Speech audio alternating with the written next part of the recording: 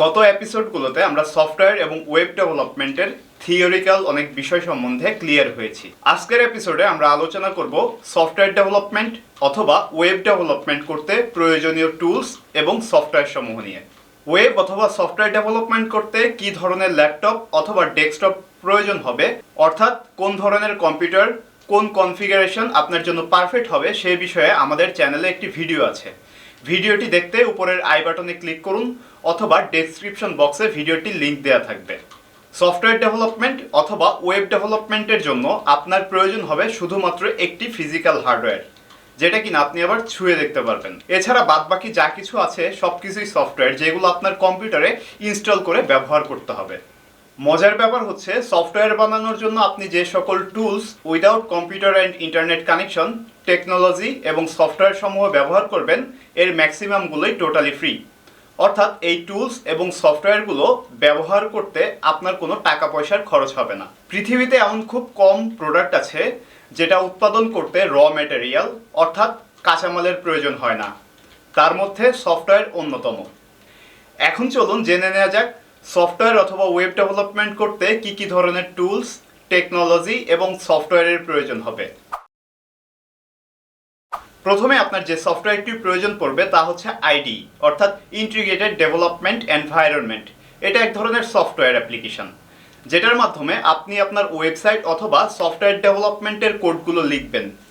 এটা একটা normal text এডিটরের মতো, যেমন উইন্ডোজ নোটপ্যাড, কিন্তু এতে ডেভেলপমেন্টের জন্য আলাদা কিছু মডার্ন ফিচার রয়েছে, যেগুলো ডেভেলপমেন্টের প্রসেসটাকে আরও অনেক সহজ করে দেয়।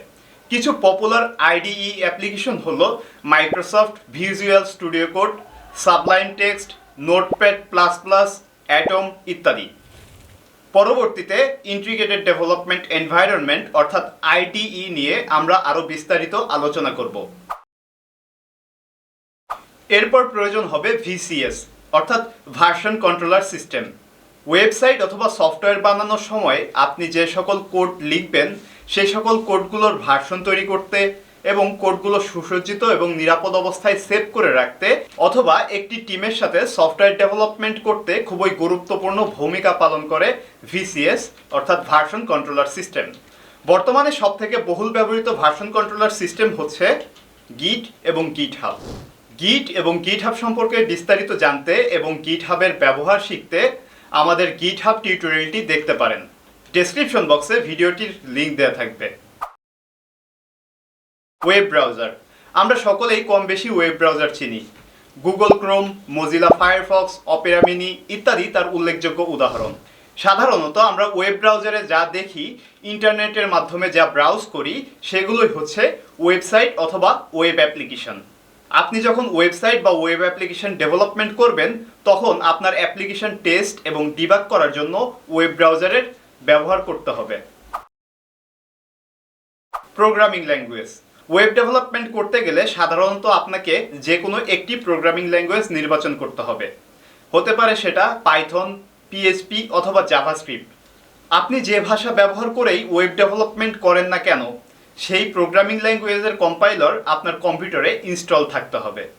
বর্তমানে ওয়েবসাইট এবং ওয়েব ডেভেলপমেন্টের কিছু পপুলার প্রোগ্রামিং ল্যাঙ্গুয়েজ হলো পাইথন, পিএইচপি, জাভা, জাভাস্ক্রিপ্ট ইত্যাদি।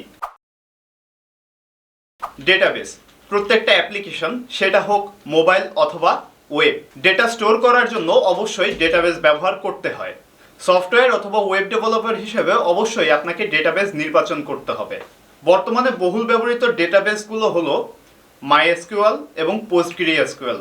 ডেটাবেস সম্পর্কে বিস্তারিত জানতে আমাদের ডেটাবেস এসেনশিয়াল 101 এই সিরিজটি দেখতে পারেন।